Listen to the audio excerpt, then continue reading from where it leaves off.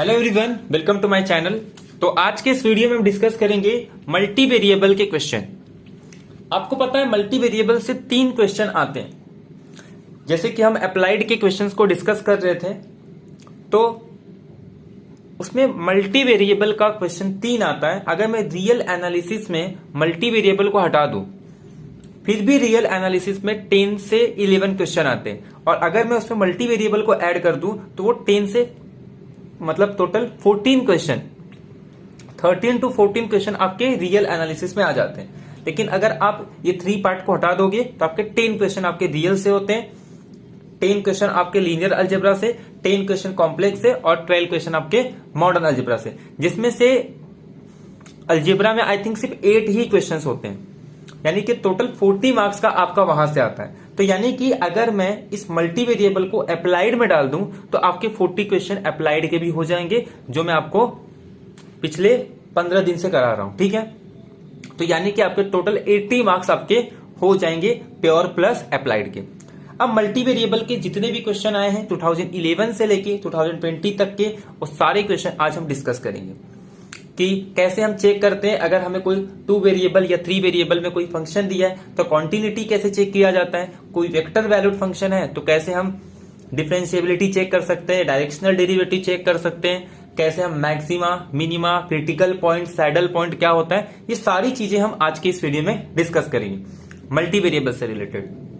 ठीक है, तो स्टार्ट करते हैं हम लोग क्वेश्चन को डिस्कस करना। और एक चीज, जब आप क्वेश्चन सॉल्व कर रहे हो इस बात का ध्यान रखना कि आप इंटीग्रेशन से बचो।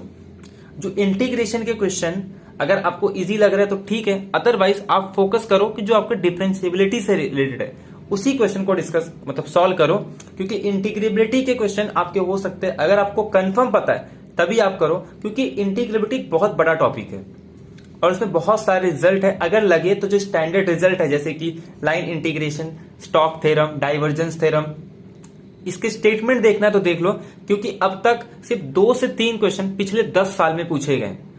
तो इसीलिए मैं ये कहूंगा कि अगर आप इंटीग्रेशन पूरा भी छोड़ देते हो फिर भी जनरली इसके क्वेश्चन नहीं आते। लास्ट टाइम एक क्वेश्चन पूछा गया था, बट फिर भी अब उस एक क्वेश्चन के लिए आप पूरा इंटीग्रेशन तो फिलहाल एग्जाम के लिए तो नहीं पढ़ सकते।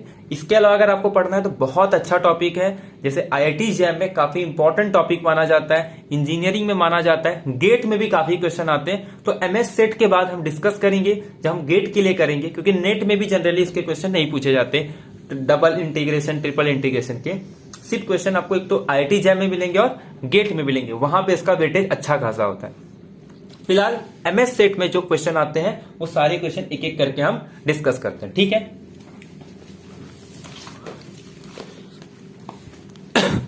अब देखो पहला क्वेश्चन ये है कि आपको एक मैट्रिक्स दिया A और एक फंक्शन डिफाइन किया R² से लेके R³ तक, और उसको डिफाइन किया जा रहा है f(a) = ax, यानी कि मैट्रिक्स को आपको x से मल्टीप्लाई करना। अब f(x) जो x है उसका डोमेन कहां से आ रहा है R², और R² के एलिमेंट कैसे होते हैं x1 x2 के फॉर्म में। तो आपको इस तरीके से डिफाइन कर। अब क्वेश्चन में क्या पूछ रहा है कि f कॉन्टिन्यूअस है, f डिफरेंशिएबल है, f क्या करता है, जितने भी ओपन नेबरहुड है ओरिजिन के अराउंड जितने भी ओपन नेबरहुड है उनको कहां मैप करेगा, ओपन नेबरहुड में। और थर्ड कह रहा है कि जो डायरेक्शनल डेरिवेटिव होगा फंक्शन का किस डायरेक्शन में, 1 0 डायरेक्शन में, वो 1 3 1 होगा। तो इसमें से कौन सा ऑप्शन करेक्ट है, कौन सा ऑप्शन रॉन्ग है, ये सारी चीजें हम एक एक करके डिस्कस करते हैं। देखो सबसे पहली बात, आपको जो फंक्शन डिफाइन किया गया है, सॉल्यूशन नंबर,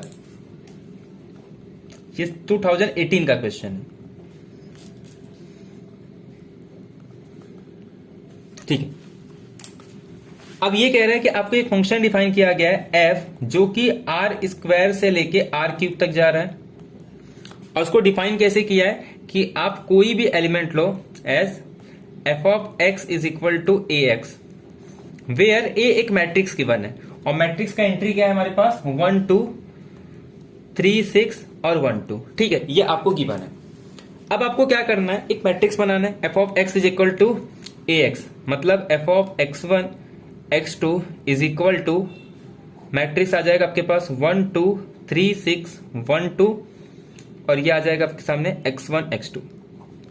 ये 3 × 2 ऑर्डर का है, और ये आपके पास 2x1 ऑर्डर का है, यानी कि जो मैट्रिक्स बनेगी वो आपके सामने 3x1 का बन जाएगा। ठीक है, अब इसको ऐसे भी लिख सकते हो, रो वाइज भी लिख सकते हो।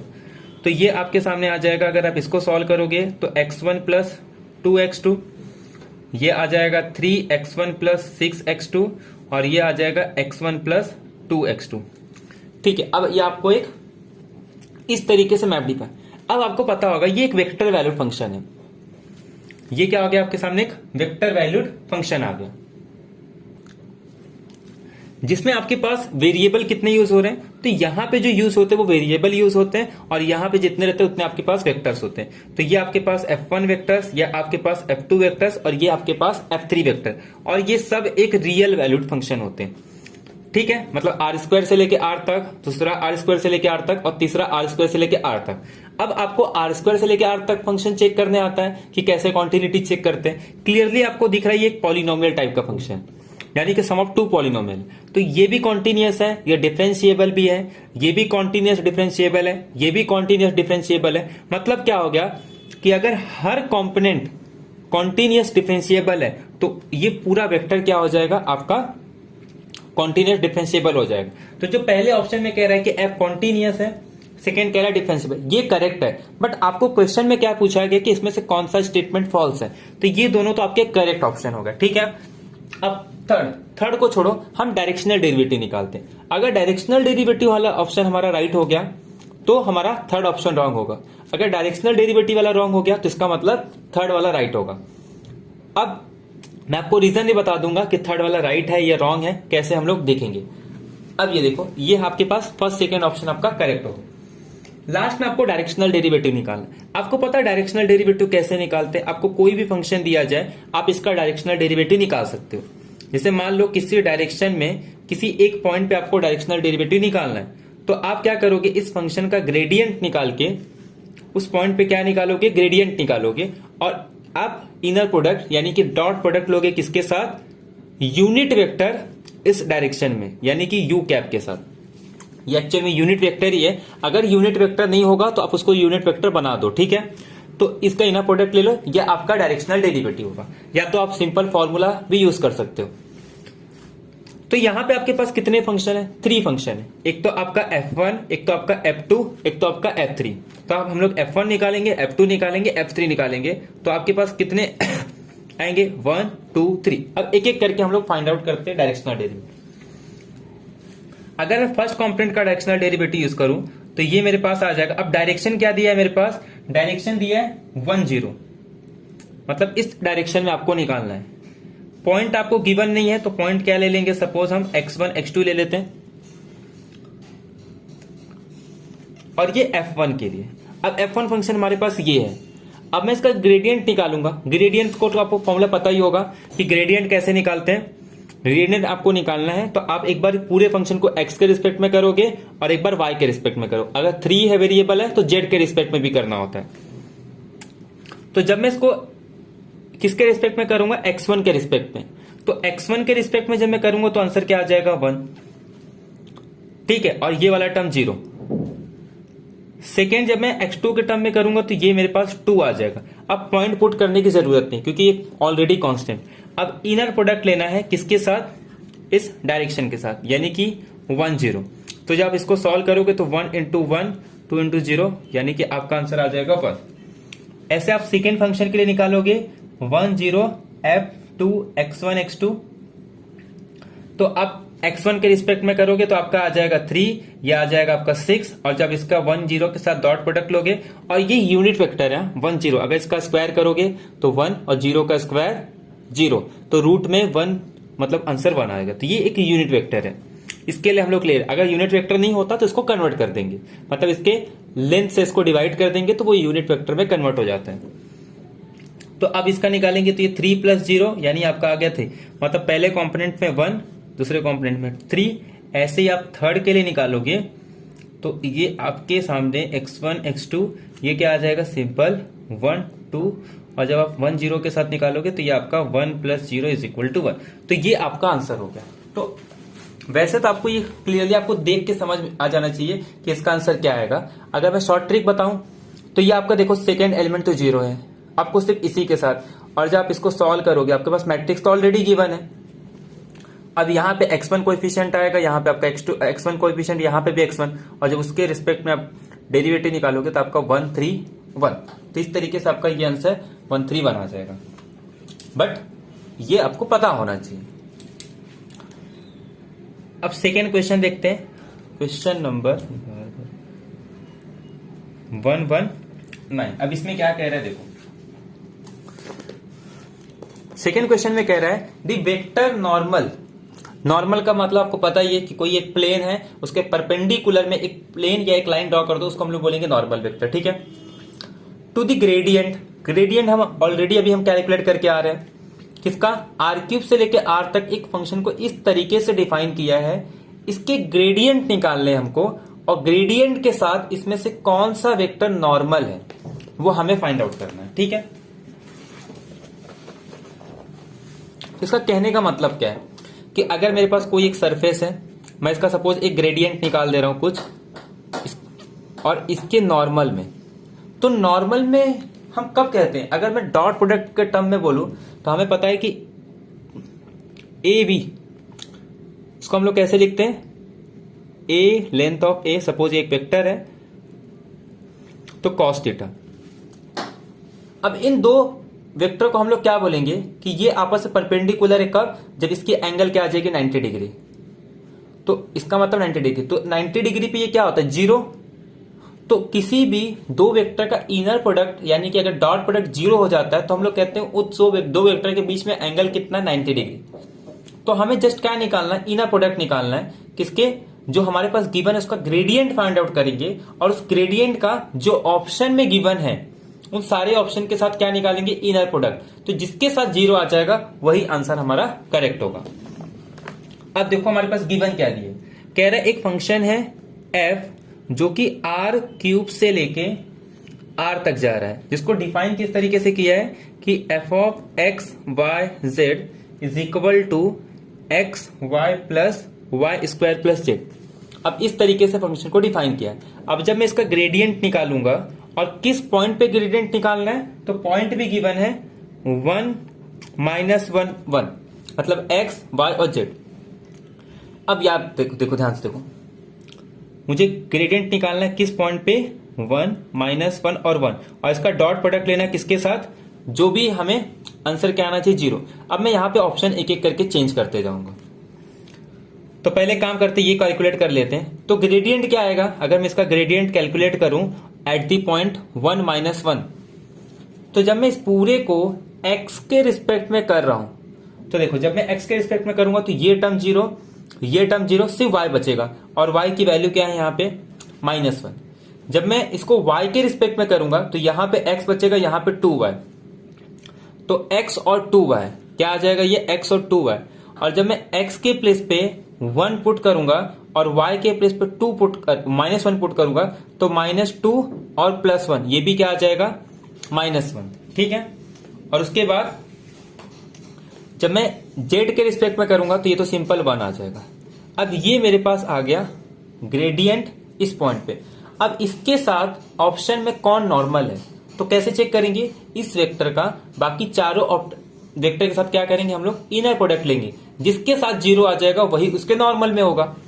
अब पहले ऑप्शन में क्या कह रहे हैं, -1 -1 1, तो पहला वेक्टर हमारे पास ऑप्शन में गिवन है -3 और 0।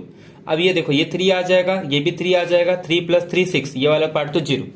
तो ये ऑप्शन रॉन्ग हो गया, क्योंकि इन दोनों का इनर प्रोडक्ट 0 नहीं आ रहा है, मतलब इसके साथ ये नॉर्मल वेक्टर नहीं है, मतलब परपेंडिकुलर नहीं है आपस में। सेकेंड क्या कह रहा है, -3 0 और 3, -1 -1 1। अब इसके साथ करोगे तो ये आपका 3 आ जाएगा, रुको, ये सी ऑप्शन है, सॉरी ये सी ऑप्शन है और ये ऑप्शन, तो ये क्या आ जाएगा आपका +3, ये आपका 0 और ये +3, यानी ये भी 6 आ रहा है, तो आपका सी ऑप्शन भी रॉन्ग। एक काम करते हैं, बी ऑप्शन इसका करेक्ट है, बी ऑप्शन में 0 आ रहा है, तो डी ऑप्शन लिखते हैं। अब डी ऑप्शन आपके सामने क्या कह रहा है, -1 और 1, तो 1 0 0, तो ये भी इसके साथ भी 0 नहीं आ रहा है, -1, तो ये भी रॉन्ग। अब बी ऑप्शन आप जब चेक करोगे तो बी ऑप्शन में क्या कह रहा है, 3 0 3, तो -1 3 0 3। अब देखो ये आ जाएगा -3 और ये आ जाएगा +3, ये वाला पार्ट तो 0 है, तो यानी कि इनर प्रोडक्ट 0 आ गया। दैट मीन्स आपका जो बी ऑप्शन है वो सेटिस्फाई कर रहा है, मतलब जो बी ऑप्शन वेक्टर दिया है ये इस फंक्शन के ग्रेडियंट वेक्टर के साथ नॉर्मल है, मतलब जो भी ग्रेडियंट वेक्टर आएगा उसके साथ ये नॉर्मल वेक्टर है। ठीक है, ये आपको क्लियर हो गया, तो option number B is correct. तो नेक्स्ट क्वेश्चन डिस्कस करते हैं हम लोग कि हमारे पास एक फंक्शन गिवन है r² से लेके r² तक, और उसको डिफाइन किया गया इस तरीके से। g एक फंक्शन है r² से लेके r² तक, उसको इस तरीके से डिफाइन किया गया है। तो डेरिवेटिव क्या होगी g कंपोजिट f का, और किस पॉइंट पे, 0 0 पे। तो ये बहुत ही सिंपल क्वेश्चन है और इसको हम लोग सॉल्व करते हैं। तो हमारे पास गिवन क्या दिया है, कह रहा है एक फंक्शन है जो कि r³ से लेके r³ तक जा रहा है। एक फंक्शन है जो कि कहां से कहां तक जा रहा है, r² से लेके r² तक जा रहा है। हमें कैलकुलेट करना है g कंपोजिट f का डेरिवेटिव। तो पहले हम कैलकुलेट करेंगे g कंपोजिट f। तो f को डिफाइन किस तरीके से किया गया है कि f of x y z is equal to x y y plus z, और g ऑफ x y को डिफाइन किया गया है x प्लस y और y। ठीक है, इस तरीके से डिफाइन किया। अब हम फाइंड आउट करेंगे g कंपोजिट f। तो इसका मतलब क्या होता है कि g कंपोजिट f का डोमेन क्या है हमारे पास, r³। तो इसे हम लोग लिखेंगे x y z, और ये हमारे पास डिफाइन किया गया है g x y x plus z। मतलब देखो यहां पे जब x था तो ये x प्लस y, यहां पे x y था तो x प्लस y और y, लेकिन अब यहां पे x के प्लेस पे क्या आ रहा है, x इंटू वाई, और y के प्लेस पे क्या आ रहा है, x प्लस z। तो जहां पे x है उसके प्लेस पे लिखूंगा x y, जहां पे y है उसके प्लेस पे लिखूंगा x प्लस z, और ये सिर्फ y है यानी कि x प्लस z। ये आपका हो गया g कंपोजिट। अब आपको क्या निकालना है, इसका डेरिवेटिव निकालना है। अब आपको पता है डेरिवेटिव कैसे निकालते हैं, इसके पास कितने कॉम्पोनेंट है, 2, तो ये हमारे पास 2 रो। इसके पास कितने वेरिएबल कितने यूज हो रहे हैं, 3, तो इसके पास 1 2 3 वेरिएबल्स आ जाएंगे। तो ये f1 है, ये f2 है। f1 को किसके रिस्पेक्ट में, x के रिस्पेक्ट में, f1 को y के रिस्पेक्ट में, f1 को z के रिस्पेक्ट में। ऐसे यहाँ पे f2 को x के रिस्पेक्ट में, f2 को y के रिस्पेक्ट में, f2 को z के रिस्पेक्ट में। तो ये हमारे पास f1 है, ये हमारे पास f2 है। जैसे ही मैं f1 को किसके रिस्पेक्ट में कर रहा हूं, x के रिस्पेक्ट में, तो ये टर्म के साथ y बचेगा, लेकिन हमें पुट करना है 0, तो ये टर्म ऐसे ही हट जाएगा। x के रिस्पेक्ट में करूंगा तो ये कितना आएगा, 1। तो यहां पे आपका आंसर आ गया 1। ठीक है, सॉरी यहां पे ना ये y प्लस जेड है। ठीक है, ठीक है, तो ये y प्लस जेड है, तो इसका मतलब ये क्या आ जाएगा, y प्लस जेड। तो जब हम लोग इसको x के रिस्पेक्ट में करेंगे सिर्फ y का टर्म बचेगा, बाकी और कोई टर्म नहीं आएगा। तो सिर्फ यहाँ पे y बचेगा, तो y पे 0 पुट करेंगे तो ये वैल्यू 0 आ जाएगी। ठीक है, अब सेकंड देखो, जब मैं y के रिस्पेक्ट में कर रहा हूं फर्स्ट कंपोनेंट को, तो ये भी 0, ये आपका 1 आ जाएगा, और यहाँ पे x बचेगा। लेकिन जब मैं 0 पुट करूंगा तो सिर्फ एक टर्म बचेगा हमारे पास 1। z के रिस्पेक्ट में करूंगा तो 1। अब इसको x के रिस्पेक्ट में करूंगा तो 1, y का टर्म प्रेजेंट ही नहीं है तो 0, और जब मैं इसको, सॉरी ये भी आपका चेंज हो जाएगा, y हो जाएगा ना, तो ये x वाला 0 आएगा, y के रिस्पेक्ट में 1 और z के रिस्पेक्ट में 1। तो ये आपका g कंपोजिट f का डेरिवेटिव हो गया। और ये आपको पता है, ये हम डेरिवेटिव का मैट्रिक्स निकालते हैं कैसे, जितने कंपोनेंट है हर एक का जितने वेरिएबल के रिस्पेक्ट में आपको डेरिवेटिव निकालना है। तो ये सिंपल कॉन्सेप्ट है, फॉर्मूला वगैरह मत याद रखो। जितने कंपोनेंट है हर कंपोनेंट को रो वाइज लिखो, और जितने वेरिएबल है उसके रिस्पेक्ट में उसका डेरिवेटिव फाइंड आउट करो, बाकी आपको कुछ नहीं करना है। तो आपका आंसर क्या आ जाएगा, 0 0 1 1 1 1। तो यानी कि जो आपका सी ऑप्शन है वो करेक्ट हो जाएगा। अब नेक्स्ट क्वेश्चन बहुत ही सिंपल क्वेश्चन है, आपको जस्ट ये चेक करना है कि इसका पार्शियल डेरिवेटिव एग्जिस्ट हो रहा है या नहीं, क्या ये फंक्शन कॉन्टिन्यूअस है, क्या ये फंक्शन डिफरेंशिएबल है, क्या ये फंक्शन कॉन्टिन्यूअसली डिफरेंशिएबल है। ठीक है, तो सबसे पहले जबकि आपको कॉन्टिन्यूटी पूछे ना, आपको एक पाथ लेके उसको ये शो कर दो कि उसके लिमिट एग्जिस्ट नहीं कर रही। अगर आपको किसी भी पाथ के लिए एक इन जनरल पाथ ले लो, अगर उसके लिए वो एग्जिस्ट कर गया तब आप कुछ नहीं कह सकते, आपको उसको प्रूव करना पड़ेगा। ठीक है, अब ये क्वेश्चन में देखो क्या कह रहा है कि आपको एक फंक्शन डिफाइन है F of x Y is equal to x square Y upon root में X square plus Y square. आपको पता है अगर पार्शियल डेरिवेटिव निकालना हो किसी भी पॉइंट पे तो हम लोग कैसे निकालते हैं, limit H tending to zero F of X plus H Y minus F of x Y upon H. ऐसे अगर आपको एफ वाई एक्स वाई निकालना है तो ये आ जाता है आपका limit K tending to zero F of x Y plus K minus F of x Y upon K. अब देखो आपके सामने एक्स वाई क्या दे रहा है, जीरो पे पूछ रहा है, तो मतलब आपका जो एफ एक्स वाई आ जाएगा वो हो जाएगा limit H tending to zero F of H zero minus F of zero zero upon H. ऐसे के लिए अरे वाई के लिए ये आपका हो जाएगा limit K tending to zero F of zero K minus F of zero zero upon K. अब आपको जीरो पे वैल्यू गिवन है जीरो, तो इसका मतलब ये क्या आ जाएगा F of H zero by H, और ये आ जाएगा F of zero K by K. तो देयरफॉर जो आपका पार्शियल डेरिवेटिव आएगा विथ रिस्पेक्ट टू एक्स वो आ जाएगा simple limit H tending to zero F of H zero by H. अब फंक्शन की वैल्यू आपको गिवन है क्योंकि एफ ऑफ जीरो तो जीरो गिवन। अब ये आपको दिया है limit H tending to zero x square plus Y. देखो ये आपको गिवन है एक्स स्क्वायर प्लस वाई। अब वाई का टर्म तो प्रेजेंट ही नहीं है जीरो, ये भी टर्म जीरो, तो सिर्फ बचा क्या X square by root X square, मतलब H square by root H square. तो ये सिंपल आपका जीरो आ जाएगा। ऐसे ही जब आप एफ वाई निकालोगे तो limit K tending to zero आपका आ जाएगा एक्स के प्लेस पे जीरो, क्या आ जाएगा आपका के, और रूट में यह आ जाएगा आपका के स्क्वायर। ठीक है,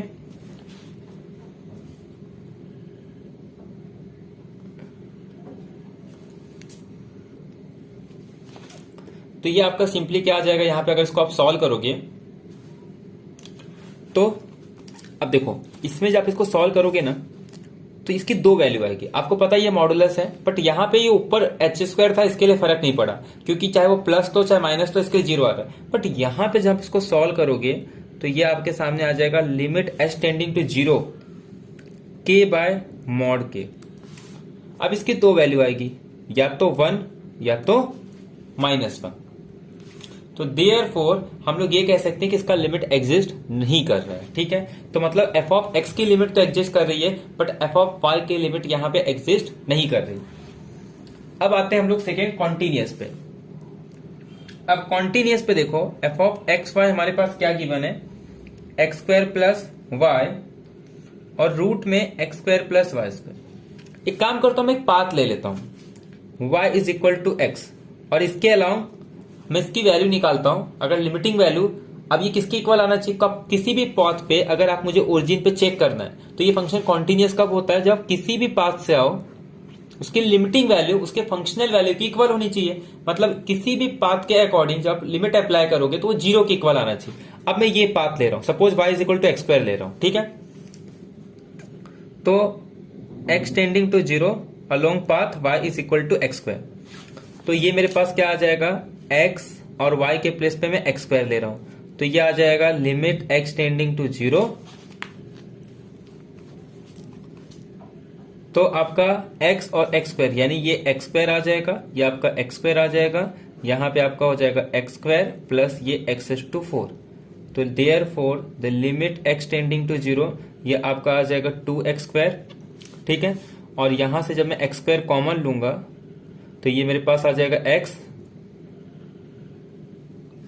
और ये अपने पास आ जाएगा 1 प्लस यहां से एक्स स्क्वायर। ठीक है, तो ये आपका कैंसल होके limit x tending to zero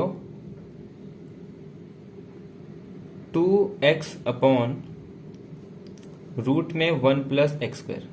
तो इसके लिए तो ये लिमिट एग्जिस्ट कर रही। तो ये आपका लिमिट आ जाएगा 0। अब किसी एक पाथ के अकॉर्डिंग आपका लिमिट 0 आ गया तो आप ये नहीं कह सकते कि ये हर पाथ के अकॉर्डिंग आएगा। ठीक है, अब मैं एक और पाथ ले लेता हूं, सपोज इन जनरल पाथ ले लेता हूं, suppose y is equal to mx।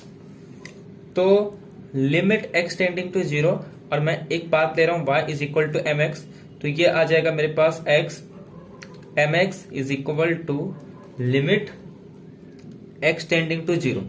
तो जहां पे आपको ये तो x स्क्वायर तो ऐसे ही रहेगा, आपका ये आ जाएगा mx अपॉन रूट में x स्क्वायर और ये आ जाएगा m स्क्वायर x स्क्वायर। ठीक है, अब इसको मैं प्रूव कर सकता हूं लिमिट x टेंडिंग टू 0।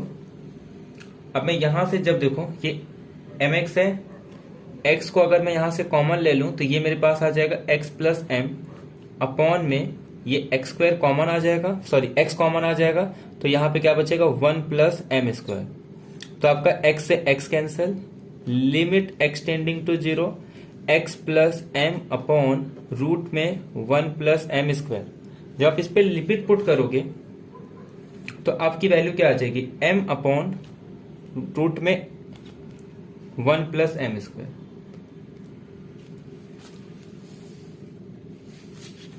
तो कहने का मतलब ये है कि अब ये आपका पाथ पे डिपेंड कर रहा है।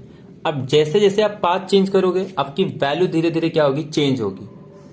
ठीक है, तो इसका मतलब आपके पाथ पे डिपेंड कर रहा है, तो दैट मीन्स ये फंक्शन आपका कॉन्टिन्यूअस नहीं है, क्योंकि हमने इन जनरल एक पाथ ले लिया y is equal to mx और ये इस पे एग्जिस्ट नहीं कर रहा है, तो ये m पे डिपेंड कर रहा है, मतलब ये किसी अलग अलग पाथ पे डिपेंड कर रहा है। दैट मीन्स ये फंक्शन कॉन्टिन्यूअस भी नहीं होगा। अब ये फंक्शन अगर कॉन्टिन्यूअस ही नहीं है तो आप इसके डिफरेंशियबिलिटी के बारे में कुछ नहीं कह सकते, ना तो आप इसके कॉन्टिन्यूअसली डिफरेंशिएबल के बारे में कह सकते हो, यानी इसका एक भी ऑप्शन करेक्ट नहीं है।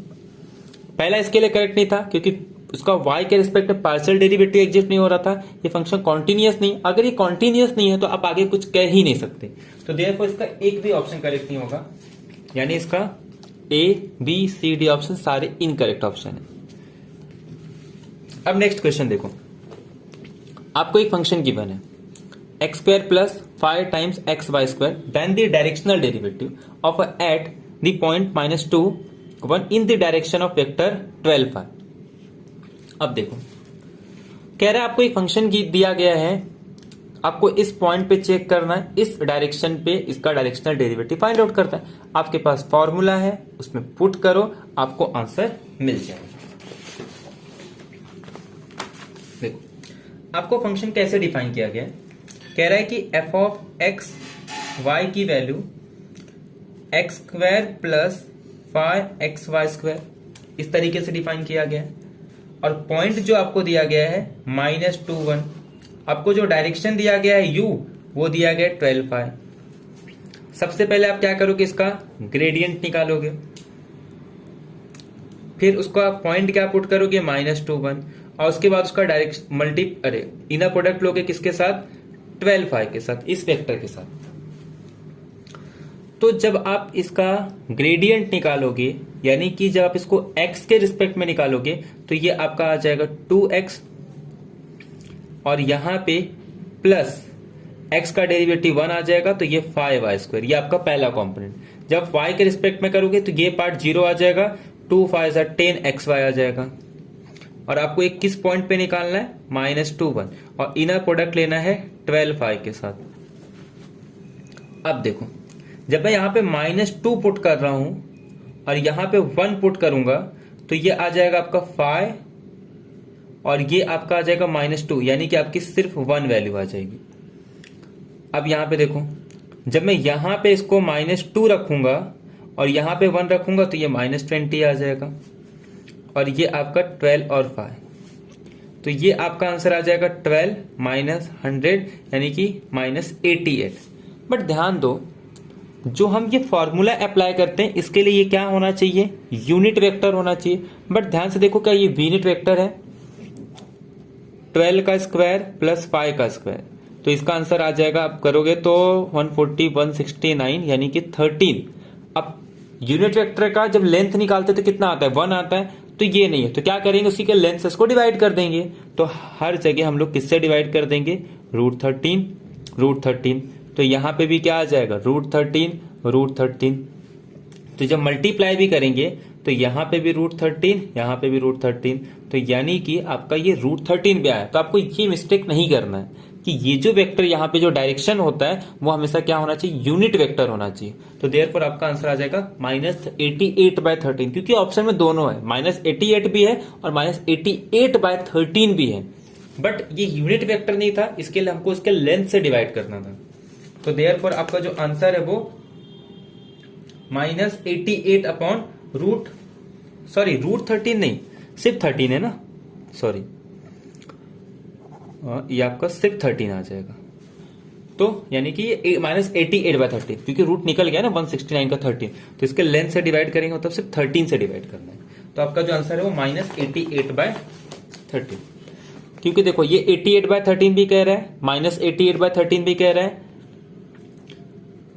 -88 भी ऑप्शन में है, 78/7, तो आपका आंसर जो है -88/13 यानी कि सी ऑप्शन आपका करेक्ट हो जाएगा। नेक्स्ट क्वेश्चन हम लोग डिस्कस करते हैं।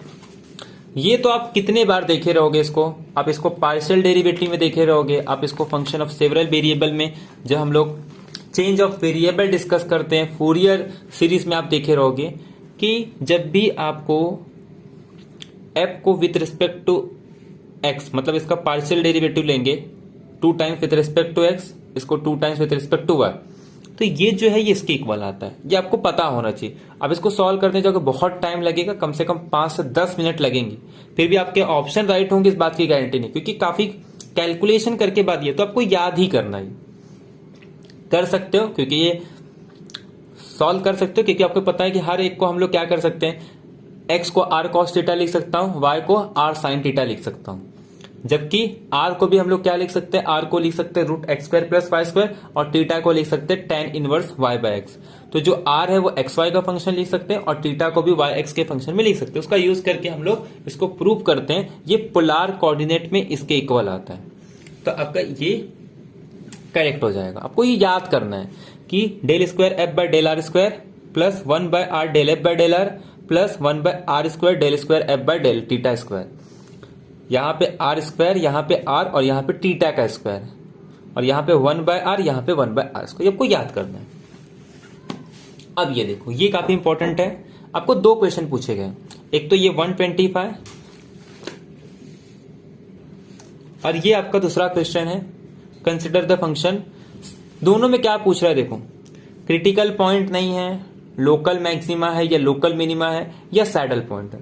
तो एक एक करके समझते हैं कि क्रिटिकल पॉइंट क्या होता है, लोकल मैक्सिमा क्या होता है, लोकल मिनिमा, सैडल पॉइंट कैसे चेक करते हैं, उसका मेथड देखो। आपको पता होगा जैसे हम r के अंदर करते हैं कि मैक्सिमा जो सबसे मैक्सिमम वैल्यू होगी, किसी फंक्शन की जो सबसे मैक्सिमम वैल्यू होती है, सबसे मिनिमम वैल्यू होती है, इसको एक्सट्रीम पॉइंट बोलते हैं। तो ऐसे r² के अंदर भी होता है कि कोई कर्व कितने हाइट तक जा रहा है, मतलब उसकी मैक्सिमम वैल्यू होगी, उसकी मिनिमम वैल्यू होगी। तो इसी तरीके से हम लोग 2 वेरिएबल में भी सॉल्व करते हैं, जहां पे हम लोग एक्सट्रीम पॉइंट बोलते हैं। तो ऐसे ही जब हम लोग फाइंड आउट करते हैं r² के अंदर, तो वहां पे भी कुछ टर्म है जैसे कि critical point, saddle point, extreme point, जहां पे हम लोग मैक्सिमा या मिनिमा फाइंड आउट करते हैं। अब आपको कोई भी अगर x y फंक्शन दिया है, आप इसका क्या क्या निकाल सकते हो। सपोज मैं इसको मान लेता हूं u, ठीक है, तो इसका मैं x के रिस्पेक्ट में निकाल सकता हूं, where u is a function of x y. इसका u का y के रिस्पेक्ट में u xx निकाल सकता हूं, इसका u yy निकाल सकता हूं, और इसका u xy निकाल सकता हूं। आपको पता होगा इसको p कहा जाता है, इसको q कहा जाता है, इसको r कहा जाता है, इसको t कहा जाता है, और इसको s कहा जाता है। ये सिंबल हम यूज करते हैं, p q r t s, ठीक है। अब देखो, सबसे पहले तो आपको क्या चेक करना है, आपको p को 0 के इक्वल पुट करना है, आपको q के 0 के इक्वल पुट करना है, ठीक है। फिर आपको एक्सट्रीमम पॉइंट निकालना पड़ता है, ठीक है। तो उसके लिए आपको s² - 4rt, अगर ये लेस देन 0 है तब आप कहोगे कि ये आपका एक्सट्रीमम पॉइंट है, ठीक है। अगर ये आपका सपोज ग्रेटर देन 0 आ गया तो आपका ना तो आपका इंक्रीजिंग होगा, सॉरी ना तो आपका मिनिमा फंक्शन एग्जिस्ट होगा ना ही मैक्सिमा। और ऐसे पॉइंट को हम लोग कहते हैं क्रिटिकल पॉइंट, जो इस कंडीशन को सेटिस्फाई कर रहे हैं बट इस कंडीशन को सेटिस्फाई कर पॉजिटिव आ रहा है, तो उस पॉइंट को हम लोग क्रिटिकल पॉइंट बोलेंगे। अब थर्ड, अब ये भी सेटिस्फाई कर रहा है, ये भी हो रहा है, तो मैक्सिमा मिनिमा कैसे आइडेंटिफाई करेंगे? तो ये डिपेंड करता है हमारे आर और टी पे। दोनों में से किसी का भी निकाल दो, सपोज आर का ही निकाल रहे हैं। अगर ये लेस देन 0 यानी निगेटिव आ रहा है तो हम लोग कहेंगे मैक्सिमा, अगर ये पॉजिटिव आ रहा है तो मिनिमा। जैसे वहां पे था डबल डेरिवेटिव पे, सेम कॉन्सेप्ट यहां पे भी। अब देखो, अब ये क्वेश्चन आपका बहुत ही सिंपल हो जाएगा। आपको दिया गया है F of x y, suppose मैं इसको यू दे देता हूं, तो ये आपका x minus 1 into x square minus y square. आप इसको सॉल्व करोगे तो ये आपका आ जाएगा x cube minus x y square minus x square plus Y square. ठीक है, ये आपको दे दिया गया u। पहले एक काम करो, आप सब इसका निकाल लो, u ऑफ x निकाल लो। ये आपका आ जाएगा 3x square minus y square minus 2x। आप इसका uy निकाल लो, तो जब इसका uy निकालोगे तो ये आ जाएगा आपका माइनस 2xy प्लस 2y। जब आप uxx निकालोगे तो आपका आ जाएगा ये 6x माइनस 2। जब आप uxy निकालोगे तो या तो आप y को x के रिस्पेक्ट में निकाल लो या तो xy, क्योंकि सब डेरिवेटिव वगैरह कॉन्टिन्यूअस है, तो uxy uyx सब इक्वल होगा। तो y के रिस्पेक्ट में निकालूंगा, ये टर्म 0 और ये आ जाएगा माइनस 2y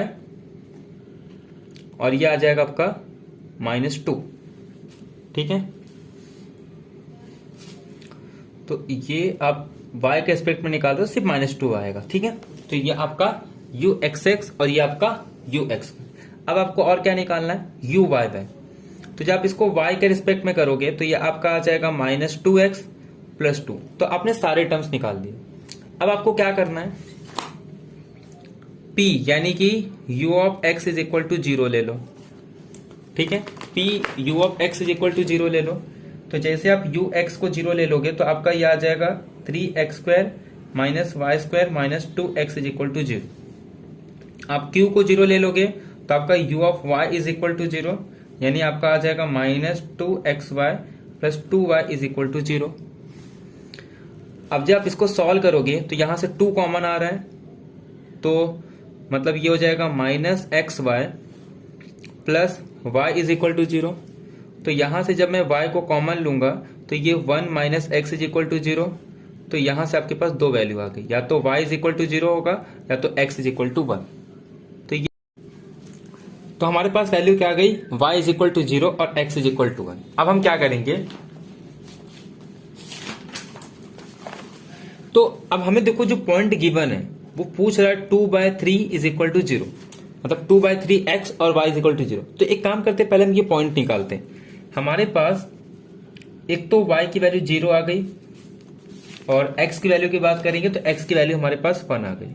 एक काम करो, y को अगर मैं 0 मैं अपने पहले वाले इक्वेशन में पुट कर दूं तो हमारे पास पहला वाला इक्वेशन था 3x square minus y square minus 2x is equal to 0।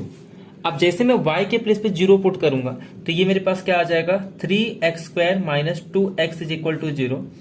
यहां से x कॉमन लेंगे तो यह आ जाएगा 3x minus 2 is equal to 0। तो यहां से या तो x की वैल्यू 0 आएगी या तो x की वैल्यू 2/3।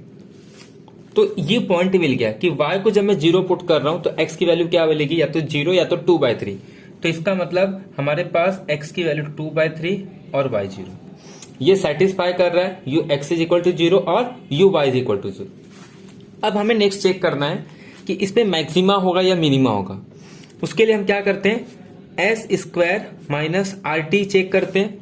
अगर इसकी वैल्यू निगेटिव आ गई तब हम कहेंगे कि इसके पास मैक्सिमा या मिनिमा होगा। उसके बाद हम उसके डबल डेरिवेटिव पे यानी कि uxx पे और uy पे पुट करके चेक करेंगे कि मैक्सिमा है या मिनिमा है।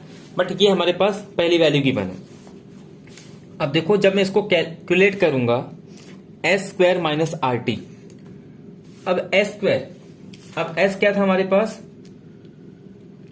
एस हमने निकाला था 6x माइनस 2, सॉरी एस ना uxx, ये हमारे पास था माइनस 2y का स्क्वायर माइनस आर की वैल्यू हमने कैलकुलेट की थी 6x माइनस 2 और t की वैल्यू हमने कैलकुलेट की थी -2x+2।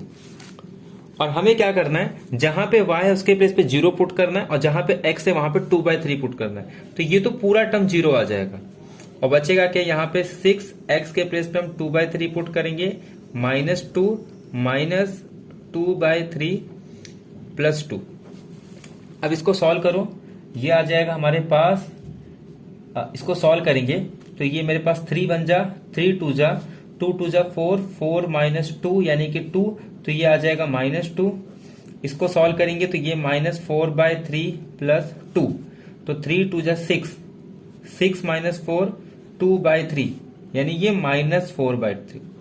अब ये निगेटिव आ गया, इसका मतलब ये क्रिटिकल पॉइंट तो नहीं हो सकता, तो ये क्रिटिकल पॉइंट नहीं है क्योंकि इसके पास जो s² माइनस RT की वैल्यू निगेटिव आ रही है, मतलब इसके पास या तो मैक्सिमा होगा या तो मिनिमा होगा। अब किस पॉइंट पे लोकल मैक्सिमा या लोकल मिनिमा है उसको चेक करने के लिए हम क्या चेक करते हैं, जो हमने UXX निकाला था इस पे साइन देख लेते हैं। अगर इसकी साइन पॉजिटिव है तो हम कहेंगे मैक्सिमा है, अगर इस पे नेगेटिव है तो वैल्यू मिनिमा है। तो हमने ये कैलकुलेट किया था हमारे पास कि 6x के प्लेस पे पुट करेंगे 2/3 और 2, ये 3 बन जा, 3 2 जा यानी कि 2 और 2 एक पॉजिटिव वैल्यू है, ठीक है।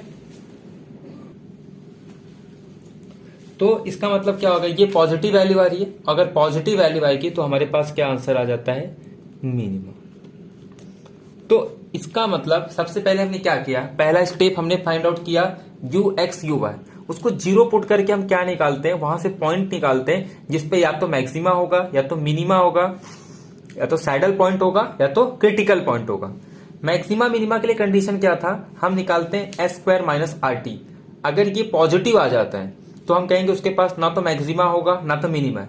0 आ जाता है तो हम कहते हैं हमको फिर आगे चेक करना पड़ता है कि टेस्टिंग करना पड़ता है कि उसमें मैक्सिमा है या मिनिमा है, कुछ बोल नहीं सकते तो उसको सैडल पॉइंट बोले। अगर लेस देन 0 आता है तो हम क्या कहते हैं, उसके पास या तो मैक्सिमा हो सकता है या तो मिनिमा हो सकता है। तो अब उसके साइन पे डिपेंड करता है UXX और UYY के कि वो मिनिमा होगा या मैक्सिमा होगा। पॉजिटिव है तो मिनिमा, निगेटिव है तो मैक्सिमा, तो ये हमारे पास एक मिनिमा आ गया। तो अगर मैं ऑप्शन देखूं तो कह रहा है इसके पास is not a critical point, दूसरे में कह रहा है इज अ लोकल मैक्सिमा, कह रहा है ये local minima is a saddle point. अब जाहिर सी बात है कि इसमें से क्रिटिकल पॉइंट तो है क्योंकि वो UXX को भी सेटिस्फाई कर रहा है और UY को सेटिस्फाई कर रहा है, मतलब वो क्रिटिकल पॉइंट तो है। बट ये कह रहा है not a critical point. Critical point क्या होता है, P और Q की वैल्यू 0 होनी चाहिए। अब उसके बाद अगर वो s² माइनस RT को सेटिस्फाई कर रहा है यानी कि उसकी वैल्यू निगेटिव आ रही है, तो हम कहते हैं उसके पास या तो मैक्सिमा होगा या तो मिनिमा होगा। अब मैक्सिमा मिनिमा में से क्या होगा वो हमने उसके UXX और UYY से देखा, तो हमारे पास लोकल मिनिमा आ गया। तो इसमें से ऑप्शन हमारा C ऑप्शन करेक्ट हो जाएगा। अब नेक्स्ट क्वेश्चन देखो, नेक्स्ट क्वेश्चन क्या कह रहा है, फिर से सेम क्वेश्चन आ गया। आपको गिवन है f(x, y) एक फंक्शन गिवन है, कह रहा है direction derivative of f eight the point 1 - 2 in the direction of 3 5 4 5। अब बताओ, सिंपल सा क्वेश्चन है। ऐसे क्वेश्चन हमने 2-3 क्वेश्चन कर लिए कि आपको एक फंक्शन दिया जाएगा और आपको एक पॉइंट गिवन है और एक डायरेक्शन गिवन है। सबसे पहले आप क्या चेक करते हो, क्या ये यूनिट वेक्टर है, तो हम क्या करते हैं इसका स्क्वायर लेते हैं, तो ये आ जाएगा 9/25, ये आ जाएगा 16/25। तो जब दोनों को ऐड करेंगे 20/25 और यानी कि 1 और रूट लेंगे तो भी 1 आएगा, तो इसका मतलब यूनिट वेक्टर है। तो आपको जस्ट क्या करना है, इस फंक्शन का ग्रेडियंट फाइंड आउट करो। ग्रेडियंट फाइंड आउट करने के बाद उस पर वैल्यू पुट करो, x के प्लेस पे 1, y के प्लेस पे -2। जो भी आएगा उसका इनर प्रोडक्ट लेना है या फिर डॉट प्रोडक्ट लेना है, किसके साथ, 3 5 और 4 5 के साथ, मतलब इसके साथ आपको इनर प्रोडक्ट लेना है। तो आपका जो भी आंसर आएगा वो ऑप्शन आपका करेक्ट हो जाएगा, ठीक है। अब नेक्स्ट क्वेश्चन देखो, ये आपको एक फंक्शन गिवन है f(x, y), कह रहा है कि इसमें से कौन सा फॉलोइंग स्टेटमेंट ट्रू नहीं होगा, पूछ रहा है। कह रहा है फंक्शन कॉन्टिन्यूअस है, कह रहा है del f by del x exist हो गया एट 0 पे, कह रहा है del f by del y exist होगा 0 पे, कह रहा है एफ इज डिफरेंशिएबल एट 0 0। तो चेक करते हैं इसमें से कौन सा ट्रू नहीं होगा।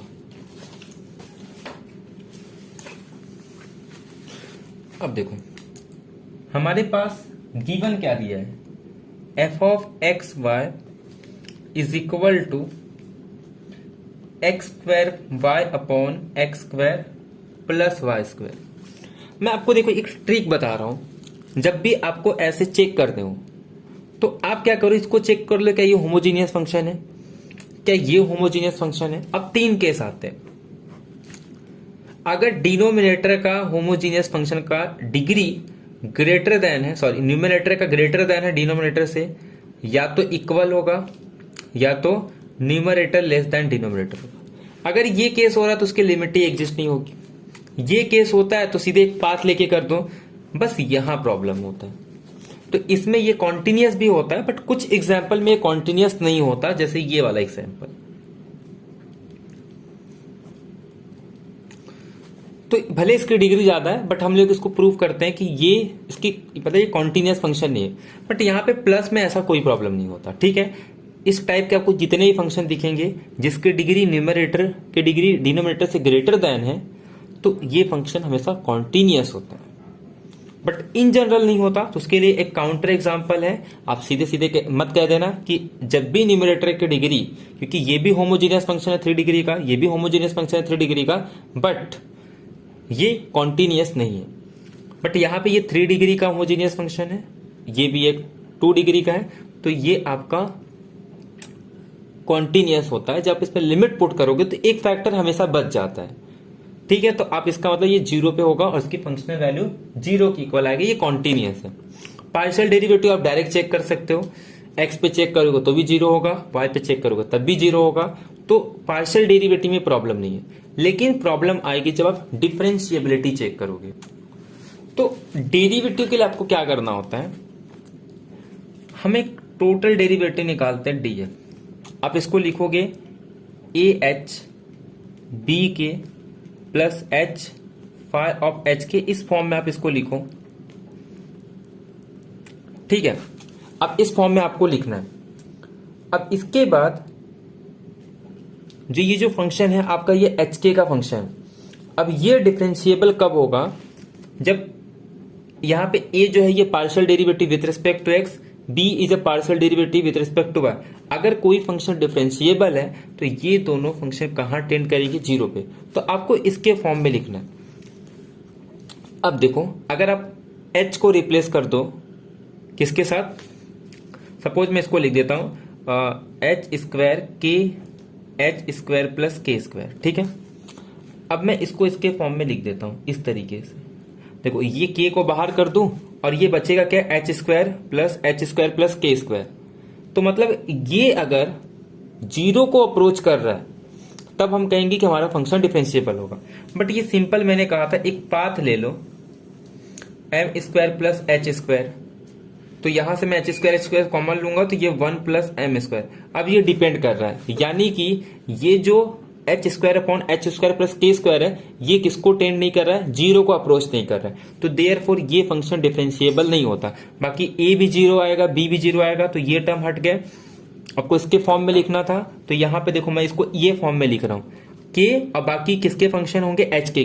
तो जो एच के फंक्शन है वो अप्रोच करने चाहिए 0 को। जब एच के किसको अप्रोच करेगा, 0 को अप्रोच करेगा, तो ये भी किसको अप्रोच करना चाहिए, दोनों 0 को। बट ये वाला टर्म तो है ही नहीं, सिर्फ ये वाला टर्म हम लोग ले रहे हैं, तो देयरफॉर ये फंक्शन डिफरेंशिएबल नहीं है। तो मतलब आपका लास्ट वाला ऑप्शन खाली फॉल्स है, बाकी सारे ऑप्शन आपके करेक्ट हैं। मतलब इसमें आपका del f by del x भी एग्जिस्ट हो रहा है, आपका फंक्शन कॉन्टिन्यूअस भी है, आपका फंक्शन मतलब एक्स और वाई दोनों के रिस्पेक्ट में डेरिवेटिव एग्जिस्ट और 0 पे, बाकी फंक्शन कॉन्टिन्यूअस है, लेकिन एफ डिफरेंशिएबल नहीं है। ये ऑलरेडी हम लोग कर चुके हैं, सेम वैसे ही करना है। आपको फंक्शन गिवन है, पॉइंट गिवन है, अब आपको चेक करने की जरूरत नहीं है, पॉइंट निकालने की जरूरत नहीं है। आप जस्ट क्या करोगे, आप इसका फर्स्ट टाइम डेरिवेटिव निकालो with respect to x, with respect to y, उसके बाद partial derivative x x, partial derivative y y, x y, ऐसे पांचों वैल्यू निकाल दो। उसके बाद आप चेक करो निगेटिविटी, यानी कि एस स्क्वायर माइनस 4RT, अगर वो निगेटिव आता है तब मैक्सिमा मिनिमा होगा। उसके बाद उसके डबल डेरिवेटिव पुट करके चेक कर लो कि मैक्सिमा है कि मिनिमा है। ये देखो, ये क्वेश्चन हम कब करते हैं, जब हम लोग पार्शियल डिफरेंशियल इक्वेशन में फॉर्मेशन करते हैं किसी पार्शियल डिफरेंशियल इक्वेशन का। आपको एक फंक्शन गिवन है, आपको एलिमिनेट करना है, यहाँ पे एफ और जी को जस्ट एलिमिनेट करना और इसका यूज करके आपको एक डिफरेंशियल इक्वेशन बनाना है, पार्शियल डिफरेंशियल इक्वेशन। तो ये देखा जाए तो उसी का क्वेश्चन है, बट यहाँ पे हम लोग इसको सॉल्व करते हैं। ठीक है, आपको गिवन क्या दिया है, देखो u कह रहा है एक फंक्शन है x प्लस 2y और plus g of x minus 2y। आपको क्या करना है, f और g को आर्बिट्ररी फंक्शन को एलिमिनेट करना है। तो सबसे पहले जब भी आपको करना हो तुरंत आप पहले तो इसका x के रिस्पेक्ट में y के रिस्पेक्ट में इसको पार्शियली डिफरेंशिएट कर दो। ठीक है, तो ये आ जाएगा f dash x plus 2y, इसका डेरिवेटिव 0, इसका डेरिवेटिव 1, इसका करेंगे तो इसमें भी सेम आ रहा है, x का डेरिवेटिव 1 और y का डेरिवेटिव 0। अब y के रिस्पेक्ट में करोगे तब देखो यहां से 2 बाहर आ जाएगा, मतलब 2 times f dash x plus 2y।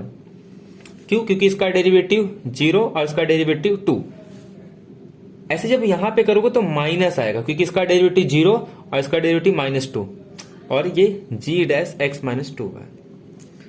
अब देखो, अब मैं इसको कुछ अरेंज नहीं कर पा रहा हूं, तो इसका मतलब अब मुझे इसको फिर से डिफरेंशिएट करना पड़ेगा। मैं इसको लिख देता हूं, u एक्स एक्स निकालूंगा तो ये मेरे पास आ जाएगा f double dash x plus 2y plus g double dash x minus 2y।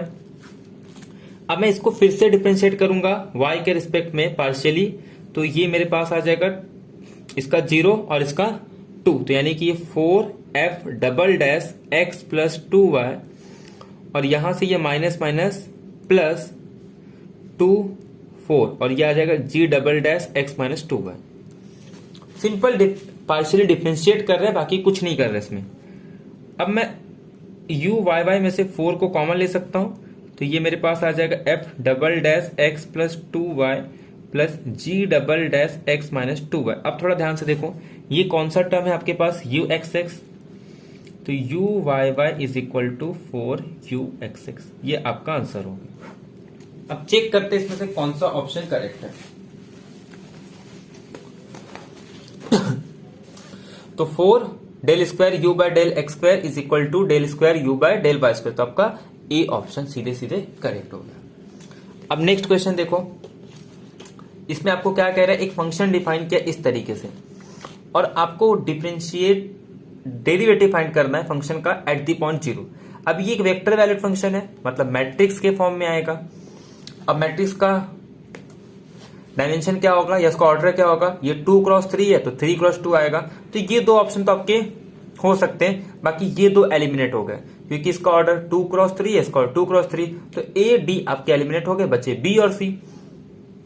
अब आपको इसमें करना क्या है, आपको पता है 0 0 है, तो मतलब जिसमें वेरिएबल रहेंगे वो टर्म तो आपके 0 हो जाएंगे। अब आपके सामने देखो कितने वेरिएबल है, 2 ही वेरिएबल यूज हो रहे हैं। कंपोनेंट कितने, 1 2 3, तो ये 1 2 3 कंपोनेंट, ये 2 वेरिएबल।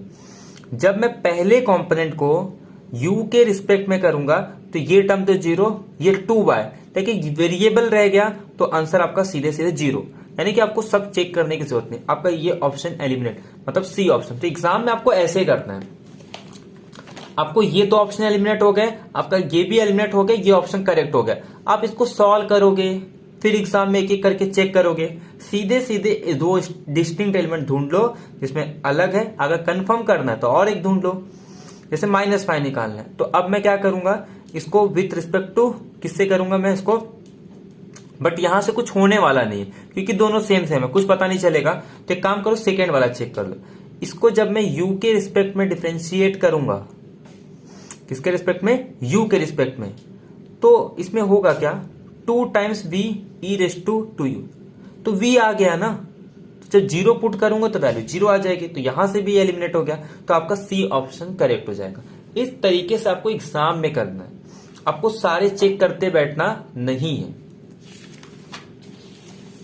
अब नेक्स्ट क्वेश्चन देखो, अब यहां पे आपको f दिया है r² से लेके r² तक, आपको f of uv function given है, आपको g r² से लेके r² तक क्लास C1 यानी कि कॉन्टिन्यूसली डिफरेंशिएबल फंक्शन है जी ऑफ 1 2 गिवन है, डी जी ऑफ 1 2 गिवन है, यहां पे आपको जी फंक्शन नहीं गिवन है, तो यहां पे आपको वो रूल यूज करना है जो आप 12th स्टैंडर्ड में कंपोजिट रूल का यूज करते थे। सेम उसी कॉन्सेप्ट का यूज करके आप इसको सॉल्व कर सकते हो। बाकी फंक्शन तो सेम वही गिवन है जो आपको पिछले एग्जाम्पल में दिया था। आपको कह रहा है कि f of u v is equal to u square माइनस 5v v e raise to 2u। तो सेट में ऐसे बहुत सारे आपको एग्जाम्पल देखने को मिलेंगे जो as it is question repeat होते हैं। ठीक है, ऐसे बहुत सारे क्वेश्चन आपको देखने को मिलेंगे। ये एफ फंक्शन है और जी ऑफ के बारे में आपको कह रहा है कि जी ऑफ 1 2 जो है वो 0 0 है और जो उसका डेरिवेटिव है उसी पॉइंट पे वो आपका गिवन है 1 2 3 4। कैलकुलेट क्या करना है आपको, एफ कंपोजिट जी ऑफ 1 2। अब कैसे कैलकुलेट करते हैं, पहले एफ का डेरिवेटिव, तो एफ का डेरिवेटिव मतलब डी एफ, और बाकी इसमें g ऑफ 1 2 को एज इट इज रखना है। अब आपको क्या करना है, डी जी ऑफ 1 2 निकालना है। अब देखो आपको ये ऑलरेडी गिवन है, g ऑफ 1 2 कितना दिया है,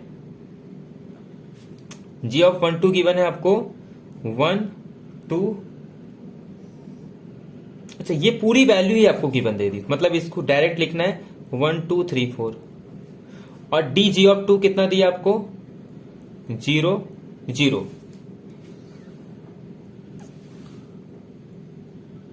डी सॉरी ये यहां पे ये आपके सामने डी एफ आपको जी ऑफ 2 गिवन है, सॉरी तो यहां पे आपको जी ऑफ 2 कितना गिवन है 0 0, और आपको यहां डी जी ऑफ 1 2 गिवन है 1 2 3 4।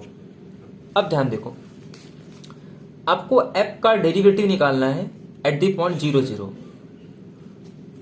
अब ये हमने ऑलरेडी निकाल चुके हैं, तो उसी के हेल्प से जब मैं मैट्रिक्स निकालूंगा इसका, तो इसका मैट्रिक्स क्या आएगा, देखो ये कहां से कहां तक जा रहा है 2 से लेके 3, तो ये मैट्रिक्स जो आएगा वो 3 से 2, और ये आपका 1 2 3 4। अब ध्यान देना थोड़ा, जब मैं इसको किसके रिस्पेक्ट में निकालूंगा, u के रिस्पेक्ट में, तो ये 2u आएगा, और जब मैं 0 पुट कर दूंगा तो 0।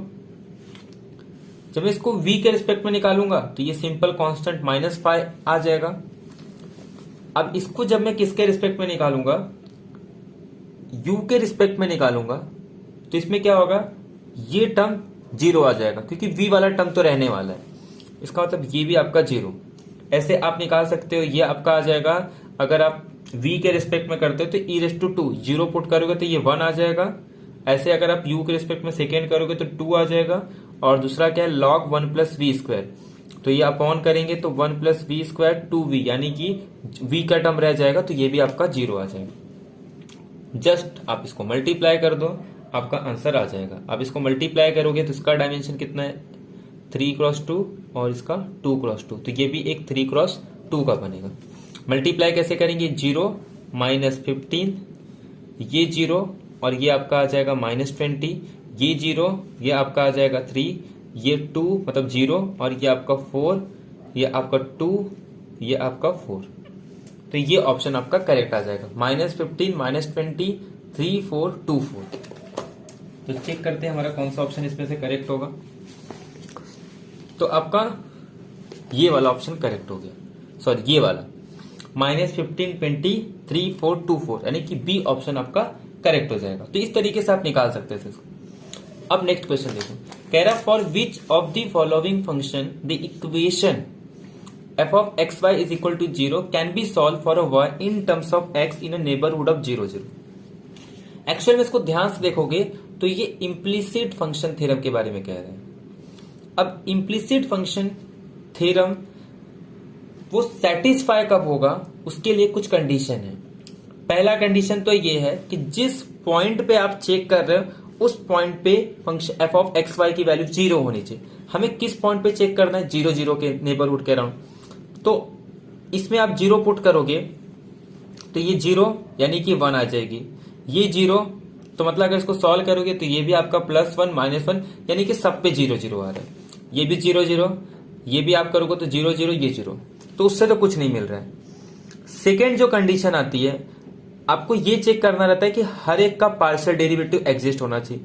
तो क्लियरली किसी में कोई दिक्कत नहीं है, सब एंटायर फंक्शन है या उसके प्रोडक्ट है, लीनियर कॉम्बिनेशन में लिखा है, तो मतलब ये उसमें भी कोई दिक्कत नहीं है। दिक्कत तब आती है कि आप इसका पार्शियल डेरिवेटिव लोगे विथ रिस्पेक्ट टू y और वो नॉन जीरो होना चाहिए। तो अब आपको क्या करना है, हर एक का पार्शियल डेरिवेटिव निकालना है। तो इसे हम लोग कहते हैं इम्प्लिसिट फंक्शन थ्योरम। तो इम्प्लिसिट फंक्शन थ्योरम के अंदर पहली कंडीशन तो एफ ऑफ एक्स वाई 0 आना चाहिए था, वो तो हर एक फंक्शन सेटिस्फाई कर रही है। सेकेंड, कॉन्टिन्यूअस होने चाहिए सारे फंक्शन, वो भी सेटिस्फाई कर रहा है। अब थर्ड कंडीशन देखते हैं।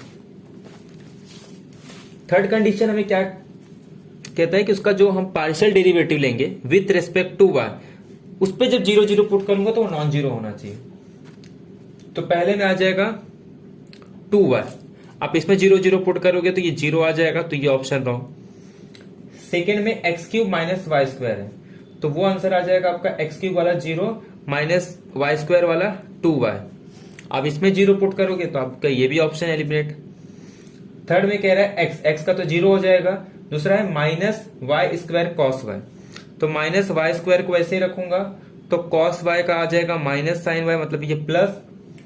सेकेंड, जब मैं कॉस वाई को ऐसे ही रखूंगा तो माइनस वाई स्क्वायर का हो जाएगा माइनस 2y कॉस वाई।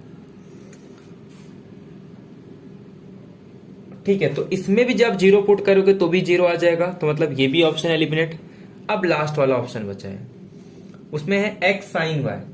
तो अब जब मैं साइन y को y के रिस्पेक्ट में करूंगा तो ये आपका आ जाएगा x इंटू कॉस वाई, और सेकेंड टर्म में y इंटू कॉस एक्स है, तो मतलब ये आपका y का derivative with respect to y 1 हो जाएगा, सिर्फ कॉस एक्स बचेगा। अब जब 0 0 पुट करोगे तो ये 0, लेकिन ये वैल्यू आपकी 1, तो यानी कि ये नॉन जीरो आ रहा है, तो मतलब ये 1 नॉन जीरो है, तो देखो ये ऑप्शन आपका करेक्ट हो जाएगा। तो इम्प्लिसिट के लिए आपको क्या चेक करना पड़ता है, आप पहले जिस पॉइंट के अराउंड चेक करना चाहते हो कि वो इन टर्म्स ऑफ आप उसको y सॉल्व कर सको, तो उसके लिए आप पहले क्या करो, ये देखो कि जो फंक्शन गिवन है वो 0 पे, मतलब जिस पॉइंट के अराउंड चेक करना चाहते हो आप उस पर 0 होना चाहिए, तो वो तो सारे हो गए। सेकेंड, आपको चेक करना पड़ता है कि वो फंक्शन क्या होना चाहिए, उस नेबरहुड के अराउंड कॉन्टिन्यूअस होना चाहिए, मतलब एक ऐसी नेबरहुड मिलनी चाहिए जिसपे वो कॉन्टिन्यूअस हो। अब ये तो हर जगह नेबरहुड है, उसमें कोई दिक्कत नहीं आ रही। थर्ड कंडीशन जो था वहां पे ये ABC वाले ऑप्शन फेल हो गए कि आपको with respect to y partial differentiate करना है, और आपको ये चेक करना है कि उस पॉइंट पे फंक्शन क्या होनी चाहिए, fy नॉन जीरो आना चाहिए।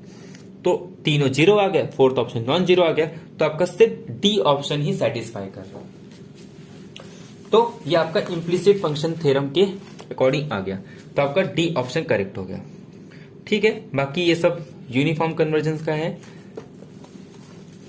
क्वेश्चन नंबर 134 देखते हैं।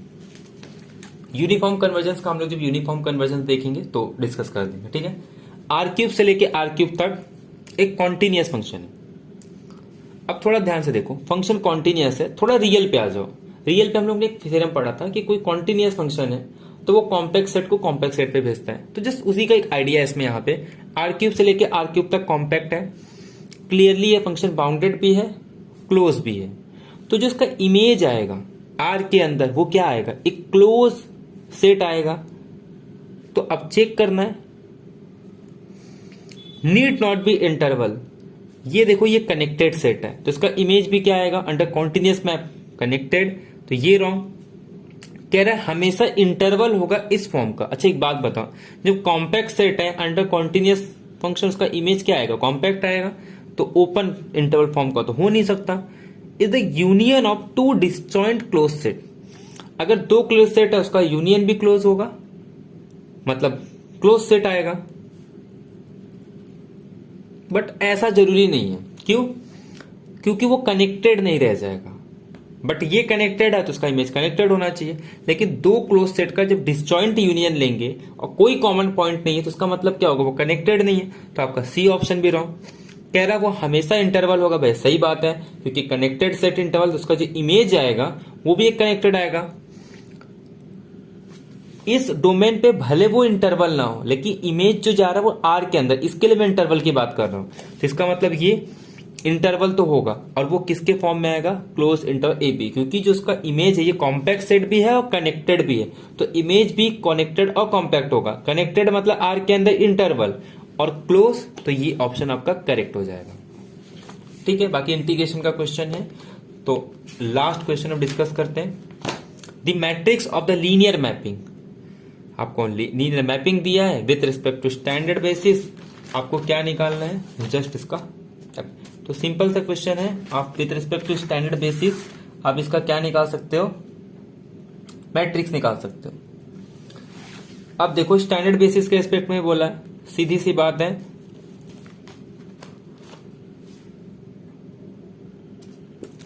ये आर क्यूब आएगा, ठीक है, आर स्क्वायर से लेके आर क्यूब तक है। स्टैंडर्ड बेसिस में क्या करते हैं, जितने कंपोनेंट हैं उनको कहां लिख दो आप, तो टोटल कंपोनेंट कितने हैं 3, उसको रो में लिख दो, और उसके बाद जो आपको कोएफिशिएंट है वो आपको कहां लिखना है, उसके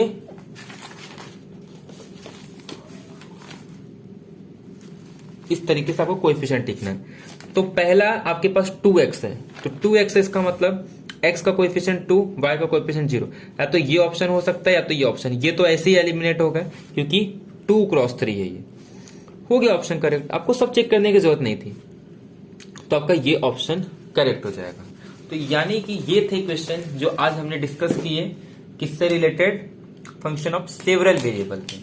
तो फंक्शन ऑफ सेवरल वेरिएबल में मेन जो रहता है, एक तो आपका डायरेक्शनल डेरिवेटिव पे क्वेश्चन आता है, एक तो आपका कॉन्टिन्यूटी पे क्वेश्चन आता है। इम्प्लिसिट फंक्शन पे आपको देखो सिर्फ एक ही क्वेश्चन मिला है, इंटीग्रेशन का भी सिर्फ एक क्वेश्चन आया था,